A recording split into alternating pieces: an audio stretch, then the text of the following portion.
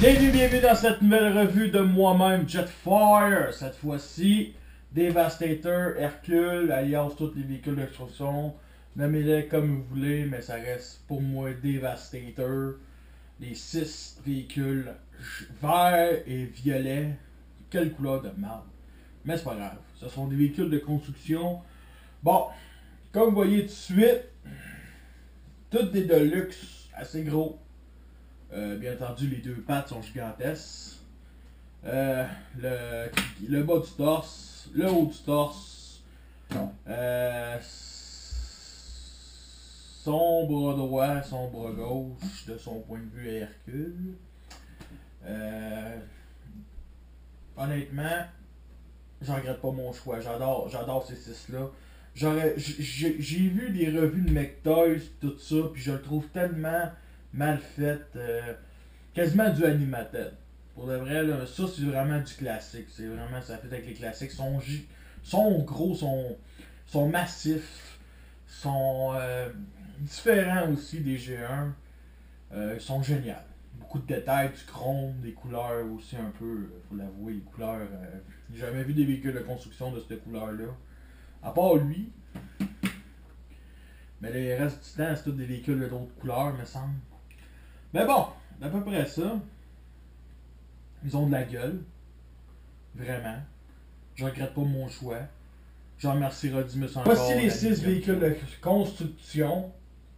Excusez. Avec leur mode, on va dire Steel Force, mode attaque. Qui ont leur fusil rouge et violet, bien entendu. Honnêtement, j'adore ça, j'aime bien.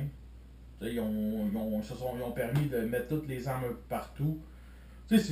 On s'entend-tu que le mode attaque avec des armes, on l'a pas vraiment vu vraiment dans G1, on l'a pas vraiment vu. On l'a plus vu dans les films et dans les nouveaux jeux vidéo War puis Fall of Cybertron, mais c'est quand même très intéressant. C'est sûr que j'aurais aimé ça, un autre gun violet au lieu de rouge. Mais bon, pas plus grave que ça. Je trouve qu'il y en a que ça lui fait bien, lui ça lui fait bien. Un bombardier, je trouve que ça lui fait comme le look de Revenge of Fallen dans le jeu vidéo. Parce qu'il bombarde en mode camion. Et lui, le mode un peu à la G1 qu'on pouvait mettre ce qu'il y a au-dessus sur le torse, ici comme ça. Fait qu'on peut le mettre sur le côté, fait que c'est vraiment le fun. Un truck volant. Sinon, on peut les mettre aussi sur les armes, puis c'est très intéressant. Voici toute la comparaison des robots sans armes, bien entendu. Les 6 véhicules de construction, honnêtement, je les trouve génial, les 6 ensemble. Il n'y en a aucun vraiment qui est plus grand qu'un autre, sinon de millimètres, je dirais. Ils ont tous une bonne taille, il y en a qui sont plus massifs, il y en a qui sont plus longs. Ces deux-là se ressemblent beaucoup, je trouve. Longon est unique, ces deux-là se ressemblent beaucoup. Scrapper est unique aussi. Mais vraiment, les 6 ensemble, là, wow. Vraiment wow. Je suis bon, voici tous les Transformers en mode attaque, super attaque avec toute leur arme, on va dire. Bien entendu, lui, il a la pelle sur le côté, lui, il a des ailes après ses canons, lui, il a un gros lance-roquette tour, on va dire. Longo, c'est 2 canons assez basiques. Bone Crusher, c'est 2 canons aussi. Et mon préféré, Mixed Masters, armé jusqu'aux dents, psychopathe dans ses temps libres. On peut y mettre n'importe comment. Ça, on va dire que c'est des lance-roquettes à ses bras, lance-roquettes ici à ses genoux. 2 tourelles anti-aériennes et bien entendu son gros canon que j'adore. Puis honnêtement, je trouve que c'est mon préféré côté arme. Il est vraiment complet. Ça aurait été cool que chaque constructicon soit à peu près le même, mais bon, on peut pas tout avoir. Mais on peut aussi, comment je pourrais dire, on peut prendre ses armes et les mettre sur chaque Transformer, il y a assez d'affaires. C'est libre, ces 6 Transformers-là. On peut mettre tout, n'importe quel peut être extrêmement bien armé. On peut mettre tous ces batterie aérienne là-dessus, ici, comme ça. C'est vraiment génial comme idée. Voici bon. Mixmasters alias Man Blender à la transformation en mode jambe. C'est très très simple. On va commencer par le côté citerne. On tourne ça, cette partie-là, 180 degrés. On le met comme ça. Et on la remet comme ceci. Cette pièce-là, on la relève comme ça. Ici, il y a des trous. Ici, il y a des pegs. On les met comme ça. Cette partie-là, on les rabat. Et cette partie-là aussi. Et nous avons notre jambe. Pour scrapper, c'est plein, c'était tout à fait simple. On prend cette pièce-là, on la met comme ça. On détache les deux bras. On ramène ça ici comme ça. On ramène comme ça. Ici. On les attache comme ça. That's it. Même chose. L'autre bord. 180 degrés les roues. Ramener ça comme ça. Et nous avons au longueur en torse, bas du torse surtout. On détache ces pièces-là. Comme ça.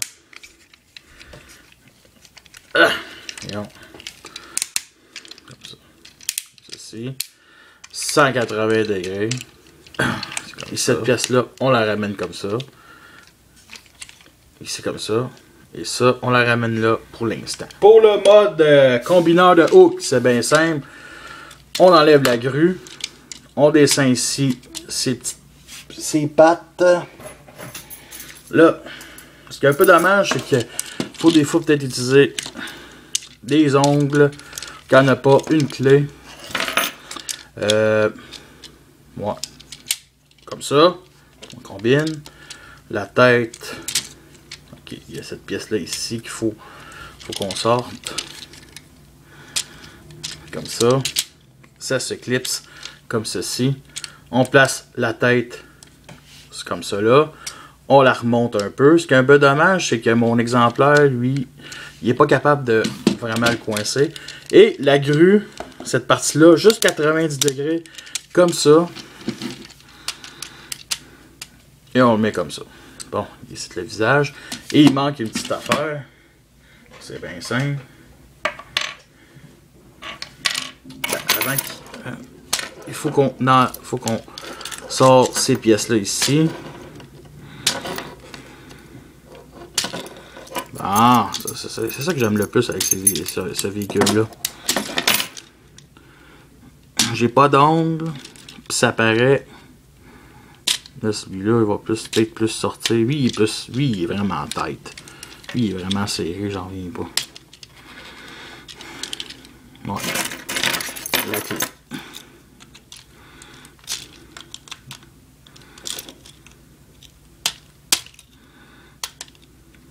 Bon. Enfin. Bon. Merde, pas celui-là, je veux pas perdre. Non, pas lui, non! Ah, maudit. Bon. Comme ceci. Et il manque, bien entendu, son bout de chest. Ça, c'est une pièce pour Mixmasters. Et les deux ailes de Scrapper. On les connecte bien comme il faut. Je trouve que les collants, ça lui va vraiment bien à cette pièce-là ici. Bon, parfait. Et bien entendu, un trou ici, un trou ici. On le met comme ça et nous avons notre haut du torse. Le bras droit de Devastator, c'est bien simple. On sort la main ici, comme ça. On enlève ces pièces-là ici. On plie comme ça. On ramène ça ici. Comme ça. Comme ça. Bon. Nous clipsons, bien entendu, ces parties-là. Mais avant de clipser, nous devons installer la main comme ça. Et maintenant, nous clipsons la fameuse grue. On la met comme ça ici. Et cette pièce-là, on la ramène en bas. Et ça ici, on ramène ça comme ça. Comme ceci. Et nous avons notre bras droit de Devastator. Le bras gauche de Devastator. On enlève la main. Bon, là, il faut que je m'en souvienne. On déclipe cette pièce-là. On ramène ça comme ça ici. On met les chenilles. Même affaire pour cette main-là. Bon, comme ça, ici. Non, on clip pas encore. On plie ici comme ça. Ça, par contre, on le regresse ici comme ça. On met les deux chenilles, on les clipse comme ça. On clipse l'autre ici aussi comme ça. Bon. Yes. Comme ça, comme ça. Comme ça. Et ça ici, on peut le laisser comme ça. Et nous avons notre bras gauche de Devastator. Le canon d'Hercule, c'est bien simple. On assemble ces deux fusils-là, ces trois-là ensemble. Il faut bien faire attention, celui avec des petites coches au-dessus qui est en premier. Celui-là, on le met comme ça. Et on l'assemble. Celui-là, on le met ici comme ça. Et celui-là, comme ça ou comme ça. Non, c'est ça. C'est comme ça. Et on assemble pour le fusil d'Hercule. Voici le temps de former le gros combineur, puis ça sera pas difficile ben ben. On va commencer à prendre les deux jambes comme ça, les clipser avec Heavy Labor, alias Bongo. Là, il faut écarter un peu, comme ça, à peu près. Bon.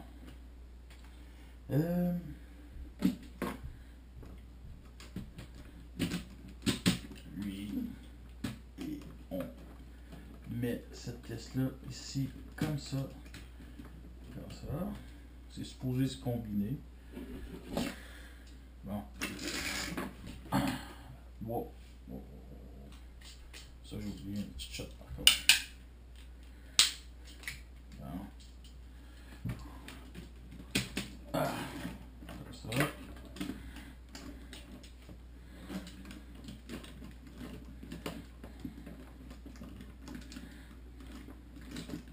Bon. Et l'autre bras. Comme ça. Bon. Je le dis tout de suite, je l'adore. Ok, je l'adore, je le trouve magnifique. C'est la version classique de Devastator, c'est la version logique de la suite de G1. Bien du monde aime le McTugs, ça je suis d'accord. Ok, le McTugs il est plus G1, t'as pas besoin d'upgrade, moins cher, mais beaucoup plus mince, la qualité de plastique n'a pas l'air. Mais bon, il faut que je touche à McTug au moins une fois dans ma vie. Mais bon, à part ça, je trouve celui-là magnifique. Ok? Il n'est pas compliqué à se combiner. Il est pas compliqué. Chaque transformer a son affaire unique.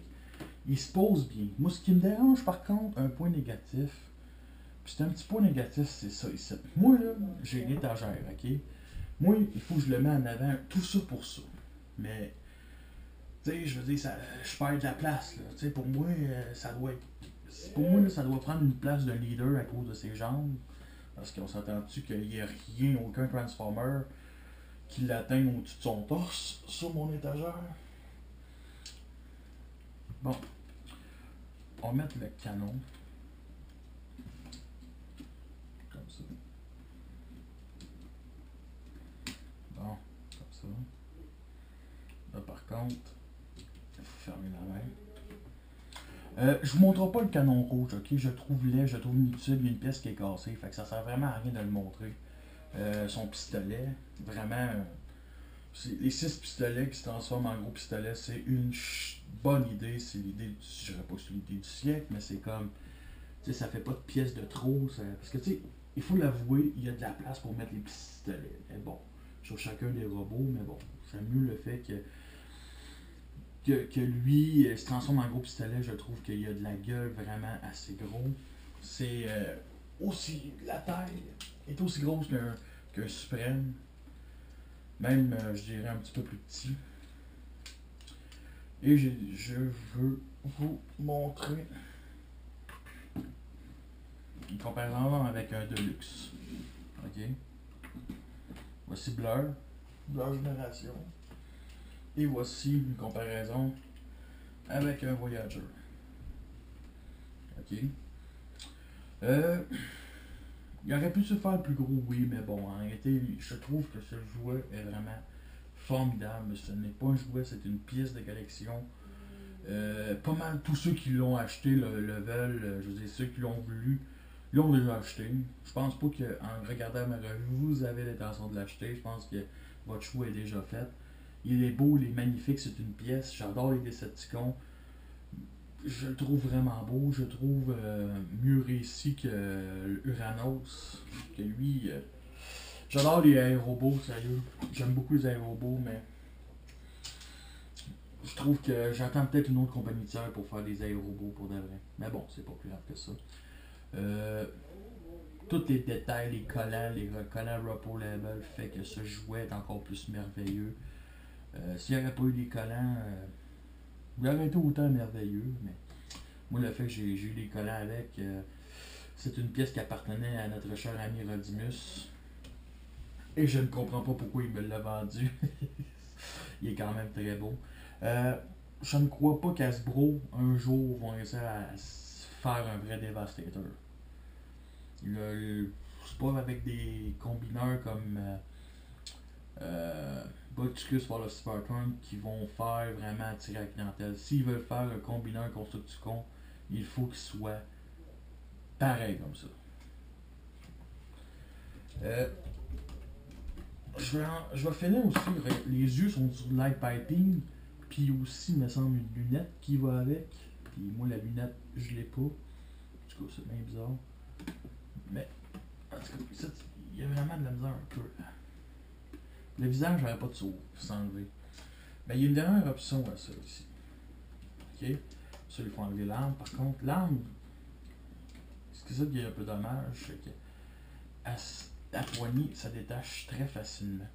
C'est pas un jouet, ok? Vraiment, là, je pense pas que vous êtes assez cave, imbécile pour acheter cette figurine-là pour votre enfant. Je pense pas que vous avez assez d'argent pour l'acheter au prix qu'il vaut. Je pense pas qu'il est pas pour les enfants. Et il y a une peut-être comme ça que je vais mettre dans ma collection. Là, je le tourne un peu parce que, bon, il est beau. Je le tourne un peu parce que je vais mettre ça là-dedans.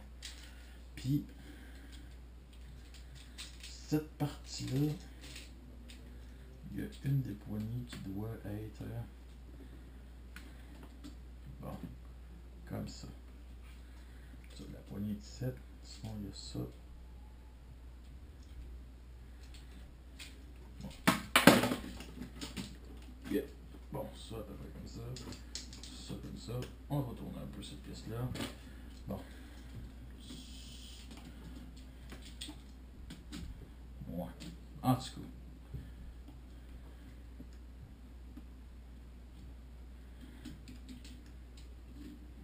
Bon.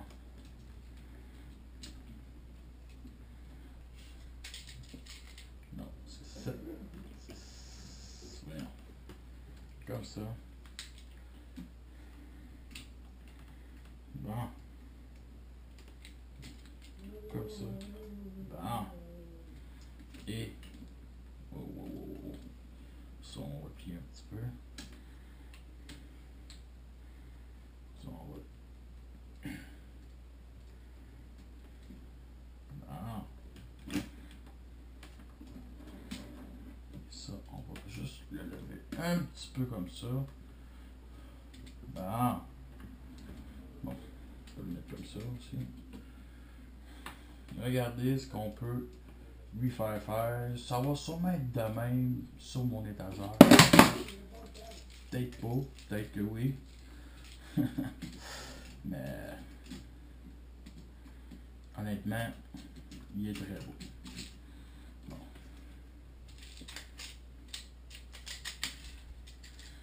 Je pense que le mettre comme ça serait bien.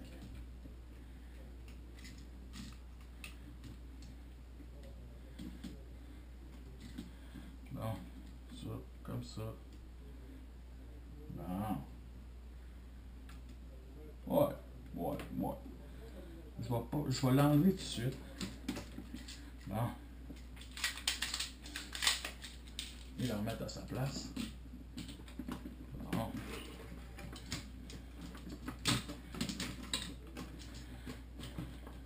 Bon. Et il y a une chose qu'on peut y faire. Ça, j'adore ça. Ça va avec les Supreme. Les articulations aux mains. Et peut vous emmerder. Bon. Côté articulation, c'est bien simple, ok? Il y a ça ici qui tourne. La tête, elle tourne aussi. Elle est sur un gros bas-joint. Bien entendu, ici aussi. Sur le torse, articulation ici limite. Ici sur le genou, vous pliez en arrière. Bon, bien entendu, il peut se plier ici sur les pieds. La même chose l'autre bord. C'est des bonnes articulations, c'est pas des articulations. Je peux pas vraiment y faire une prise, ok? Vraiment, là, il faut vraiment comme. Ouais.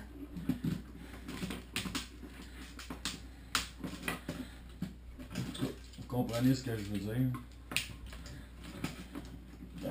Bon, on va la remettre comme il faut. Bon. Je pense que j'ai fait le tour. Est-ce que c'est une figurine qui en vaut la peine? Je dirais que les 6 en vaut la peine.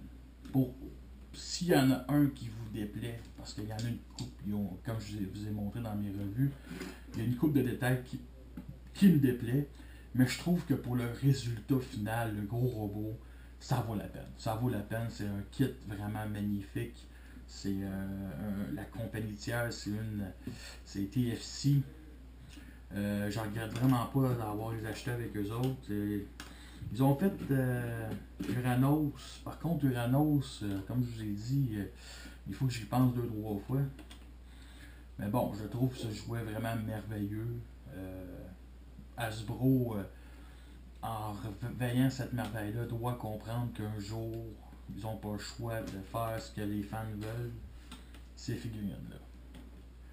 Fait que sur ça, je vous laisse.